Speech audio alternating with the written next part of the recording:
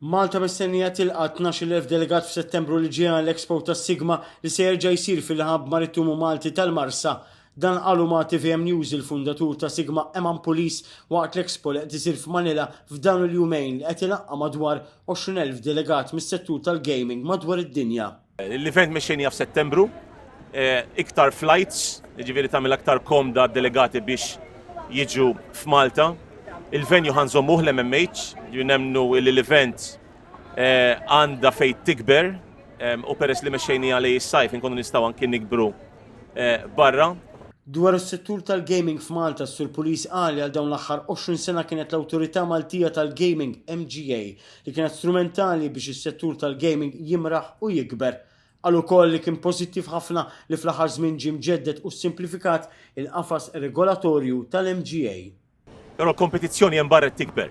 Ġifieri jiena m'għandix dubju illi l-MGA ħatibqa' nimbil, ġifieri fejn hemm bżonn illi jiġu twikjati il-liġijiet biex l-industrija tibqa' timraħ ħajsir hekk. U jiena nixtieq b'mod kbir jew b'mod żgħir permezz ta' SiGMA, permezz tal-preżenza tagħna ġewwa Malta, nibqgħu inkunu spalla ma' spalla ma' settur.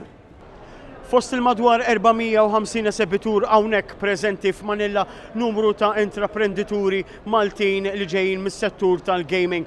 TVM News tkellem ma' Patrick Camilleri mill-kumpanija tal-gaming 56-bit illi qiegħda hawnhekk kif kienet f'numru ta' esibizzjonijiet oħrajn imtellajn mis-SiGMA. Il-fatt li konna minn tal-ewwel tgħin ħafna biex il-gaming companies jarawna bħala il-fuq f'din l-industrija.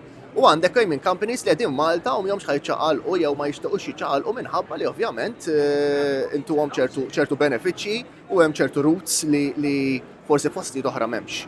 Is-Sur Camilleri enfasizza dwar l-importanza li jkun hemm edukazzjoni li tipprepara lil Maltin biex ikunu mħarġa fuq aspetti differenti tal-gaming, programming u aktar.